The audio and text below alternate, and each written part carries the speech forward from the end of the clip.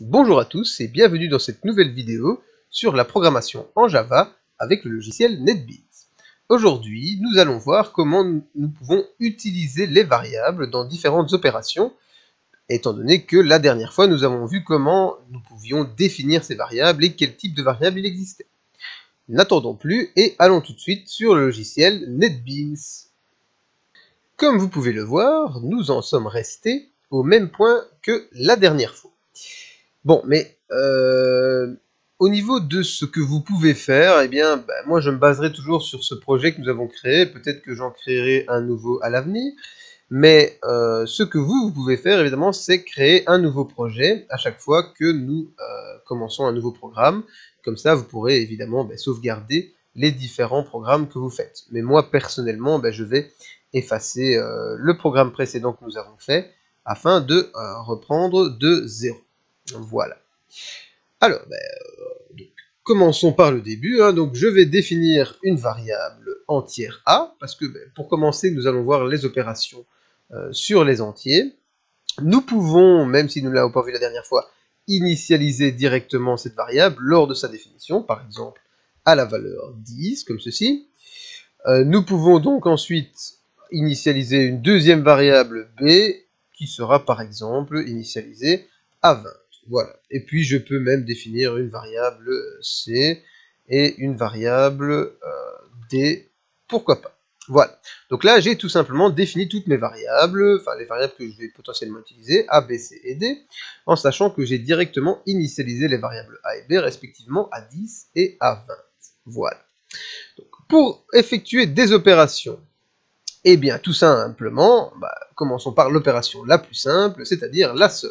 Donc, C est égal à A plus B, comme ceci. Voilà. Et donc, cela veut dire quoi, cette syntaxe? C'est comme on a vu lors de l'affectation, c'est-à-dire que la variable qu'on veut modifier, on la met à gauche, on met le signe égal, et ensuite on met ce qu'on va mettre dedans.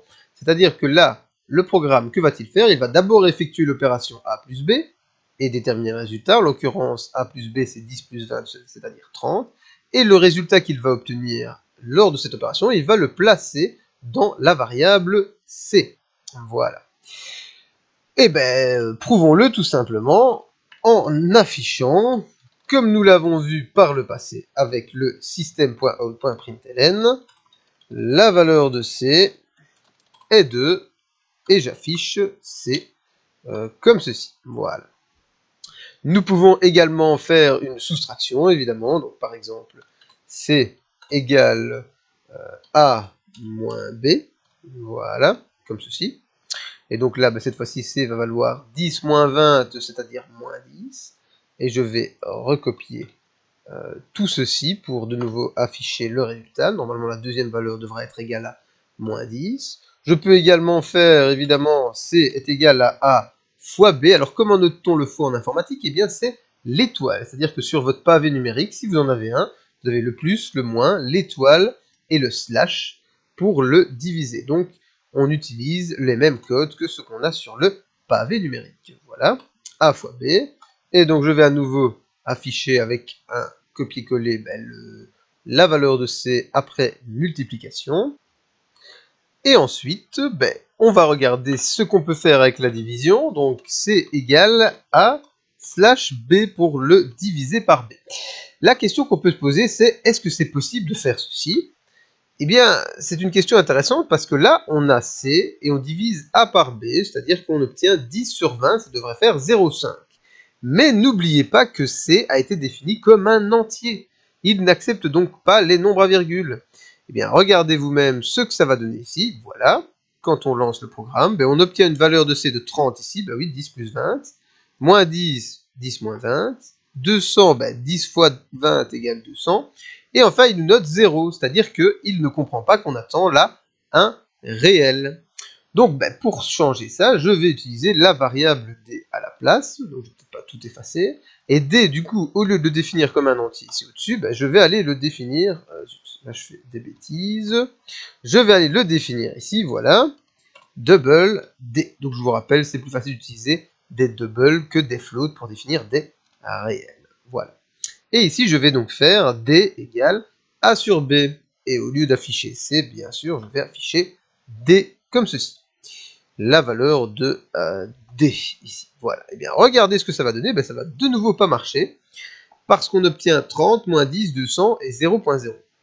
Bien, pourquoi? Ben, c'est la même chose que ce que je vous avais expliqué ici. Il effectue d'abord la division A sur B. Mais comme ce sont des entiers, ben, il ne garde que la partie entière de A sur B. C'est-à-dire ben, le 0, puisque c'est 0.5. Et même si D est un double, il ne comprend pas que ceci doit être un double. Et donc, qu'est-ce qu'il faut faire pour changer ça? Ben, il faut lui préciser qu'on attend un double. Et en l'occurrence, un double, il ne comprendra pas. Il faut lui préciser qu'on attend un entier, donc un float, c'est-à-dire un nombre flottant. Donc, devant l'opération, on note float entre parenthèses pour dire que ben, le A sur B, ça va être un float et qu'on va le mettre dans le D. Bien, regardez comment ça se passe ici. Vous voyez qu'on obtient bien maintenant la valeur de D à 0,5. Et voilà. Passons à une autre opération qui n'est pas forcément toujours très connue. C'est l'opération modulo. Donc pour ça, je vais définir peut-être une nouvelle variable. Voilà, f par exemple égale à 3. Voilà, f est égal à 3.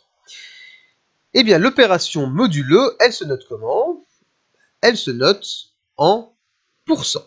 Elle se note pourcent. C'est-à-dire C égale, faisons donc par exemple A pourcent F. Donc ça veut dire qu'on va faire A modulo F. Ben, quelle est cette opération modulo? Eh bien, c'est une opération qui calcule le reste de la division de A par F. Bien, regardez ici, A divisé par F, ça fait combien? On a 10 divisé en 3, ça fait 3,3333333 si on veut obtenir un nombre à virgule. Mais ici, qu'est-ce qu'on va plutôt chercher à faire? On va avoir 10 divisé en 3, ça fait 3, et il reste 1. Donc ça fait 3 fois 3 plus 1. Et donc la réponse de A modulo F, ça va être égal à 1. Il suffit pour cela d'afficher la valeur de C est de... Voilà, et vous allez voir que la valeur de C va être égale à 1 ici. Voilà, la valeur de C est de 1. Voilà. Si on fait par exemple 20 modulo 3, 20 divisé en 3, ça fait 6. 6 fois 3, 18. Plus 2, il reste 2. Et donc si je calcule maintenant ici, au lieu de A modulo F, je vais faire B modulo F. Et ça va me donner donc une réponse de 2, comme vous pouvez le voir ici. Voilà pour les opérations principales. Maintenant, que peut-on faire d'autre comme type d'opération? Ici, je ne pourrais peut-être pas vous le montrer directement, mais lorsqu'on fait des comparaisons, des tests de variables, des tests d'égalité, eh bien, je vais quand même vous expliquer comment on note tout cela. Mais bien, par exemple, si je veux tester si A est plus petit que B, je vais noter A plus petit que B. Voilà. Donc là, bien sûr, il ne comprend pas ce que je veux dire. Mais cela n'est pas grave. Je vais tout simplement définir une variable booléenne, G par exemple. Voilà. Et alors, je vais mettre G égale A plus petit que B. Voilà. Et donc, G est un booléen. Je rappelle que c'est une valeur qui est soit vraie, soit fausse. Eh bien, G A plus petit que B, en l'occurrence, ça va être vrai. Et là, si je veux afficher la valeur de G, voilà, comme ceci, eh bien, voyez ce que ça donne. On a la valeur de G est true. Donc évidemment, A plus petit que B, c'est vrai. Que peut-on faire d'autre comme type de comparaison? Je vais comparer si A est plus grand que B. Je peux également comparer si... Bon, ça, vous imaginez que ça va être faux. Hein. Je peux évidemment comparer si A est plus grand ou égal à B. Eh bien, regardez comment on note ça. On note ça tout simplement comme ceci. On note le plus grand et puis le égal. Et donc, on lit ça comme ça. Plus grand ou égal. Ce n'est pas spécialement difficile. Ou bien G égale A plus petit ou égal à B. Donc, j'ai mis des parenthèses. On est obligé de noter des parenthèses parce que on égalise le résultat de A plus petit que B. Mais ça ne change pas grand-chose au niveau du résultat. Voilà. Et on peut également tester si les deux valeurs sont égales. Donc G, si A est égal à B. Et comment tester si deux valeurs sont égales? Eh bien avec le double égal, comme vous pouvez le voir ici. En testant double égal, en fait, on teste est-ce que A est égal à B.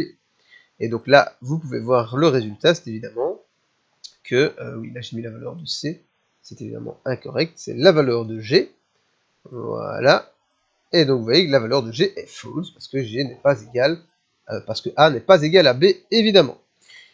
Et donc pour terminer, celui qu'il me reste, c'est-à-dire le différent, donc A est-il différent de B, et pour cela, on note point d'exclamation égal. Donc, je reprends ce qu'on a vu jusque maintenant, une simple somme, A plus B, une différence A moins B, un produit A fois B, une division, donc un quotient A sur B, l'opération modulo, et ensuite les tests logiques qui donnent une valeur vraie ou fausse, donc A plus petit que B, A plus grand que B, A plus grand ou égal à B, A plus petit ou égal à B, A est-il égal à B, et A est-il différent de B. Voilà. À présent, nous allons passer aux fonctions mathématiques de base. Donc pour cela, à quoi allons-nous devoir faire appel? Bien, nous allons devoir faire appel à la bibliothèque mathématique, c'est-à-dire à math. Voilà. Et math, comme on l'a vu avec système, est une classe. Ce qui veut dire que si je veux utiliser une fonction mathématique, je vais devoir commencer par math, ensuite faire point, et vous voyez qu'il me propose plein de possibilités. Notamment apps, qui donne, ici on vous explique en général, qui donne la valeur absolue d'un nombre réel. Alors vous en avez plusieurs, vous avez arccosinus, vous avez évidemment les fonctions sinusoïdales, le cosinus, l'exponentielle qui est ici, le logarithme qui est là, le logarithme en base 10. Vous avez également la racine qui se note SQRT, donc ça je vais le montrer ici par exemple. SQRT de, par exemple, on peut faire ça de n'importe quoi, on va faire de A, et je vais placer ça dans mon réel D, voilà, D égale la racine de A, et là je vais afficher la valeur de D, tout en bas, voilà, et vous allez voir que la valeur de D est de 3.16, etc., donc c'est-à-dire qu'il a fait la racine de 10, voilà. Passons donc maintenant à un petit exercice. Je vais vous demander d'utiliser, à partir de l'équation ici que vous pouvez voir, PV égale nRT, eh bien je vais vous demander de me calculer la valeur de T, la température, à partir des autres valeurs. Donc dans cette équation, on a P pour la pression, V pour le volume, N pour le nombre de moles, R est une constante, et T est la température. Donc pression fois volume est égal à nombre de moles fois R fois la température. Eh bien, je vais vous demander de me calculer la température lorsque l'utilisateur peut rentrer de lui-même les valeurs de la pression et donc du volume. Voilà. Donc l'utilisateur peut rentrer les valeurs de pression et de volume. La constante R, je vous la donne, elle est ici. Et le nombre de moles, N, est égal à 1. Donc à partir de ces données-là, vous demandez à l'utilisateur de rentrer la pression, le volume, et vous calculez la température, et vous l'affichez ensuite. Voilà, je vous conseille donc maintenant de mettre la vidéo sur pause, parce que je vais donner ensuite, la solution. Voici la solution. Alors, tout d'abord, nous devons définir certaines de nos variables, évidemment. Donc, j'ai dit que on utilisait la valeur de n comme un entier. Donc, n est égal à 1. Voilà.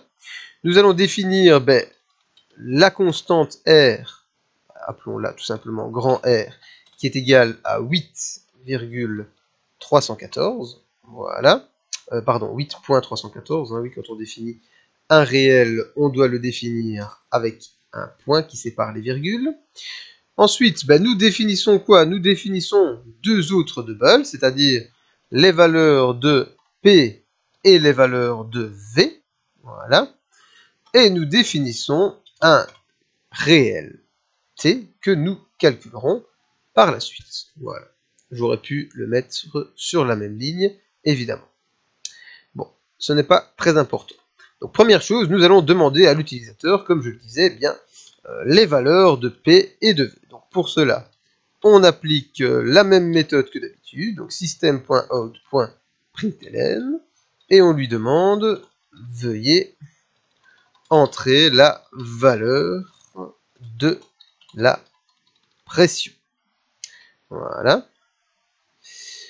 On met peut-être un petit point ici. Voilà. Et ensuite, on va aller récupérer cette valeur. Alors, je rappelle que pour cela, on va la mettre évidemment dans P. Donc, P égale, et on doit aller la lire au clavier. Donc, je vais chercher Java application 2, comme nous l'avons vu dernièrement au niveau de la lecture des nombres au clavier. Point, la classe clavier qui m'est proposée. Point, et là, on va choisir évidemment lire double, puisque nous avons défini P comme étant un double. Voilà. Comme ceci. Ensuite, nous faisons la même opération. Donc pour ça, je vais simplement faire un copier-coller. Voilà. Un copier-coller que je vais adapter. Veuillez entrer la valeur du volume. Voilà. Et là, je demande de nouveau de donner une valeur au clavier, mais je la mets dans V. Et enfin, je vais faire une opération qui me permet de calculer T à partir du reste. Donc, vu que PV est égal à NRT, eh bien, il suffit de faire passer les constantes N et R de l'autre côté en divisant par N et par R. Donc, on a T qui est égal à P fois V, divisé par, et là, n'oubliez pas la parenthèse qui relie le N à la constante R. Et voilà, j'ai effectué mon calcul. Je fais PV divisé par NR et ça me donne la valeur de T. Il ne me reste plus qu'à l'afficher avec un println, comme ceci. Voilà. La valeur de la température est de plus T. Et on va même ajouter, puisque ça donne une valeur en Kelvin. Et donc, je vais mettre Kelvin comme ceci. Testons maintenant comment fonctionne ce programme. Je le lance ici. Et regardons ce que ça donne. Voilà. Alors, veuillez entrer la valeur de la pression. Souvent, on donne une pression en hectopascal. Donc, disons, je ne sais pas moi, 1 hectopascal. Voilà. Donc, 100 pascal, forcément. Ensuite, veuillez entrer la valeur du volume. Bon, on va regarder un volume de 5 mètres cubes, par exemple. Et la valeur de la température est de 60,13 Kelvin. Or, le Kelvin commençant à la valeur 0, ça ne fait évidemment pas beaucoup du tout. Bon, donc on peut retester avec d'autres valeurs, mais voilà comment fonctionne le programme. Le programme nous demande bien quelle est la valeur de la pression, quelle est la valeur du volume, et nous donne ensuite la valeur de la température. C'est parfait. Nous arrivons à la fin de cette vidéo. J'espère qu'elle vous a plu et que vous y avez appris quelque chose. Nous nous retrouverons très prochainement pour voir la structure de contrôle if-else. Au revoir à tous et à très bientôt.